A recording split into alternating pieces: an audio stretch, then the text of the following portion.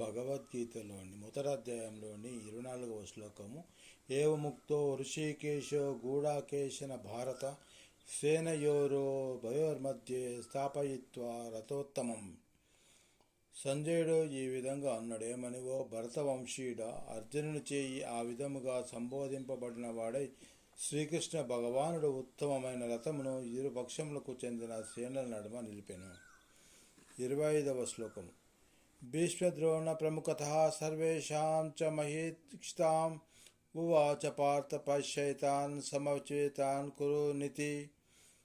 భీష్ముడు, ద్రోణుడు మరియు ఇతర భూపాలకుల సమక్షమున భగవానుడు ఇట్లు పలికిన. ఓ పార్థ, ఇక్కడ సమావేశమైన కురువంశీయులందరినీ చూడుము అని అన్నాడు. ఎప్పుడైతే అర్జునుడు యుద్ధం చేయనని అన్నప్పుడు శ్రీకృష్ణుడు ఇరుపక్షముల మధ్య నిలబెట్టి రథమును అర్జునుడికి శ్రీకృష్ణుడు భగవద్గీతను ప్రబోధించినాడు.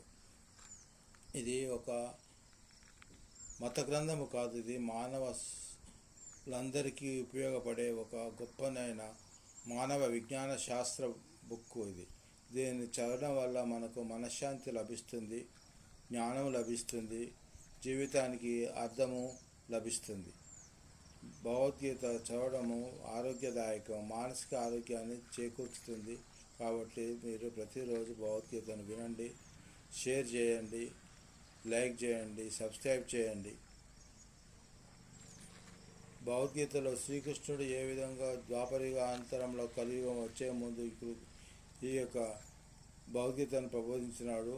మొదట సూర్యునికి చెప్పినాడు, తర్వాత అర్జునుడికి చెప్పినాడు. ఈ విధంగా వ్యాస మహర్షి దాన్ని గ్రంథంగా చేర్చి ఈ యొక్క కలియుగంలో మానవులకు ఉపయోగపడే విధంగా రాసిపెట్టినాడు. ఇది భగవద్గీత యొక్క గొప్పతనము.